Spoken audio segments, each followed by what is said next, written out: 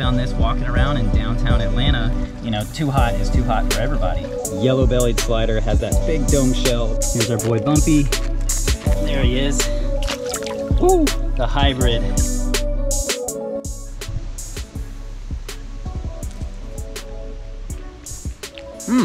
Blueberries. How you guys doing? Today I am, oh, those are really warm. Today the heat index is in the hundreds, so I am running around making sure nobody's overheating, making sure everybody has plenty of shade, making any modifications to my setups that I need to. It's actually been kind of a busy couple weeks. I've had some alligator snapping, turtle trapping.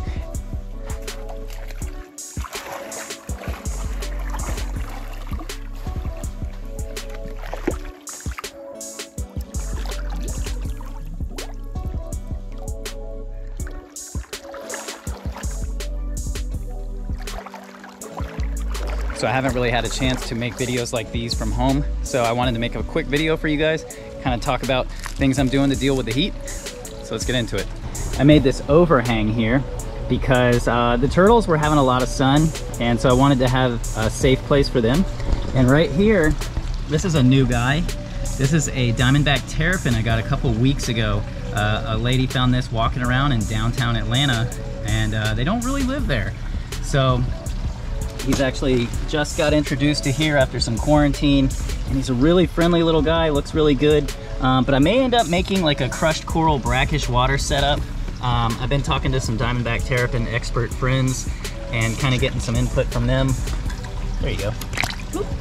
And gonna see, you know, what I need to do to give the proper care to a Diamondback terrapin. But for today, I gave them this big corner completely covered in case it does get hot. This is also the deepest pocket of this pond. This goes way down, so they can actually go down, and it's cooler water down there. It's covered with some shade, gives them a bigger platform to walk on. And I actually like this because I can walk on this now too.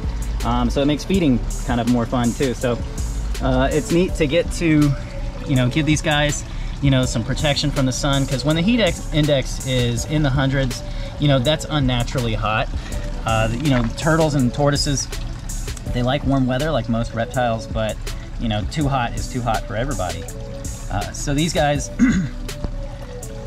just need the ability to get in some shade, and they do just fine. So yeah, it's always important, you know, with any animal to make sure that it's not getting too hot. I'm getting too hot. Alligator snapping turtle enclosure. Actually, Aquascape stepped up and has, they said they're gonna send me a new setup for this. So thank you, Aquascape. They're gonna be sending me a large pond kit, and me and Dan, the turtle man, are going to rebuild this AST pond and get the alligator snapping turtles back in there, and I can't wait. It's gonna be so fun. Thank you, Aquascape. You guys are the best. I don't think I've shown you guys my yellow bellies. So this was somebody's pet yellow-bellied slider, and they gave it to me, and I just like them. They're a good native turtle to use in my talks. They're really good for showing the differences between a slider and a cooter. And this is, you know, a classic yellow-bellied slider. Has that big dome shell. She's real round, she's real pretty, really friendly. I like her a lot. And she's a big basking turtle, eats a lot of plants and a lot of bugs, and does really well. Back on our log. You gonna stay on your log? No. All right, let's keep moving. And yeah, I know that has green water. I do want to hook up maybe on the backside of that, maybe like some kind of trough with some plants in it, and then recirculate that.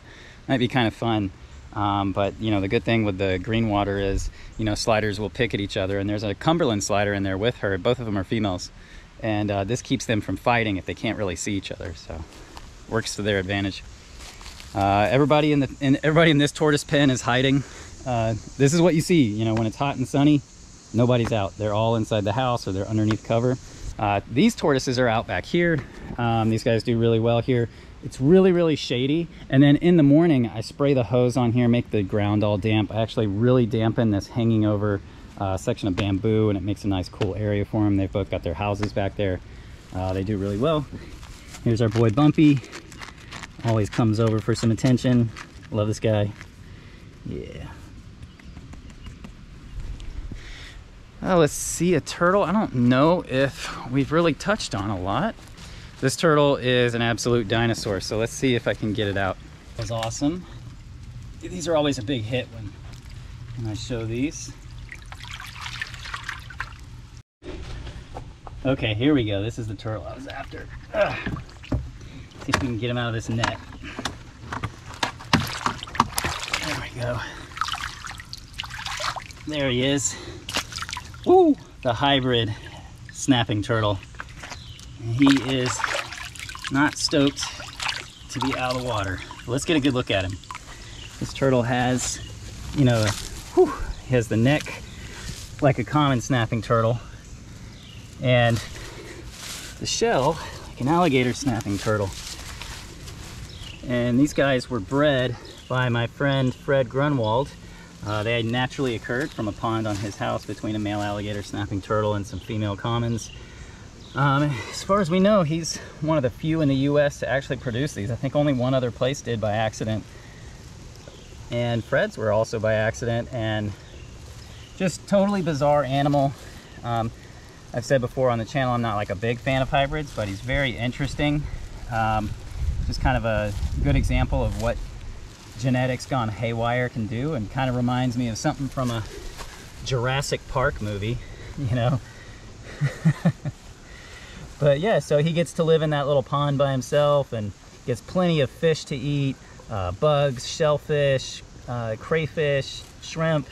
I mean, you know, just like any, you know, snapping turtle, this guy really is just going to eat a little bit of everything. There were actually some other kinds of floating plants in there, and he ate them.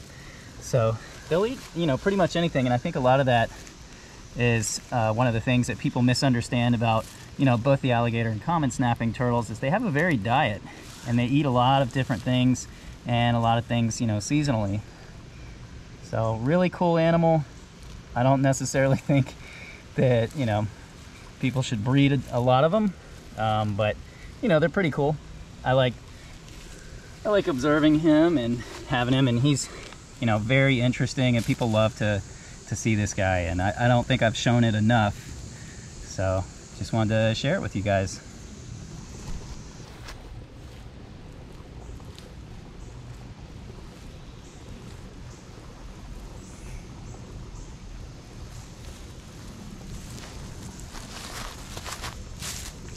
Gonna let this guy go back into his pond. Don't bite the wood. You have no respect for wood. All right, let's go check out some stuff up in the shade. Whew. It's so hot. Whew. I think I'm gonna cool off in the aquascape stream.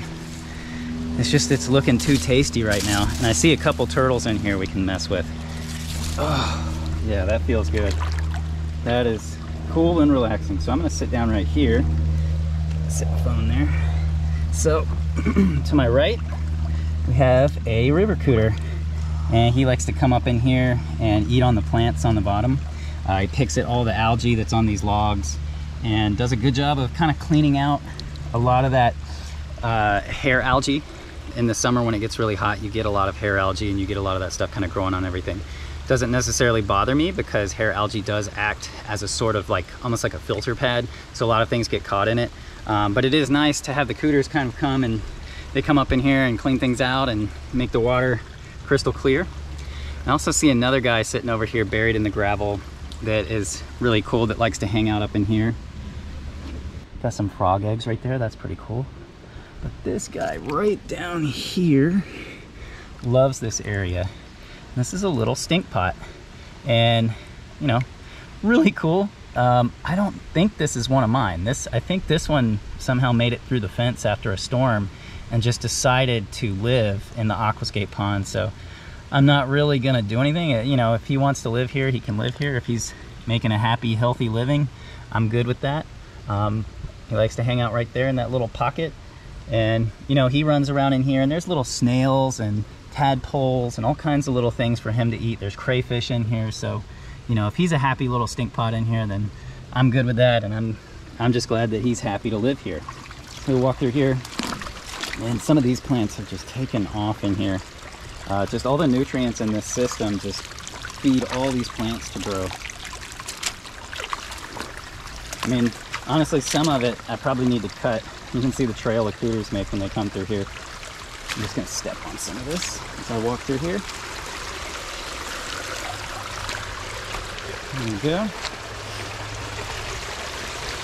all the plants have just like completely filled in. I mean, this place looks so different than when they first built it. Even my bald cypress tree is doing well. I got some native plants from my buddy Gabe. Up in here, this is a shallow area. So it looks like somebody ate a mussel up in here. Oh, there's a crayfish. I did feed some crayfish to the alligator snappers today.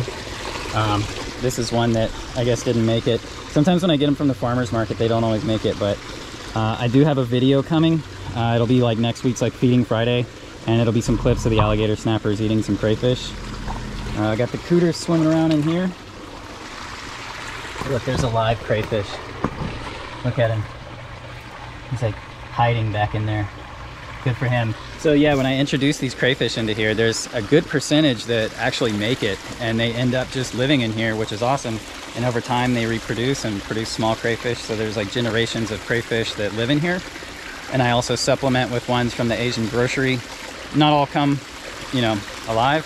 That's just how it goes. Got some cooters swimming around. Woo! The juvenile alligator snappers have moved into this little log jam section back here that I made. Originally I had the stump, and I started adding more logs and wood, and they really seem to like it. I tell you what, on a hot day like today, it feels good just to get in here. So thank you guys so much for watching this video. I'm gonna hang out in my pond. I'll see you guys next time. Peace.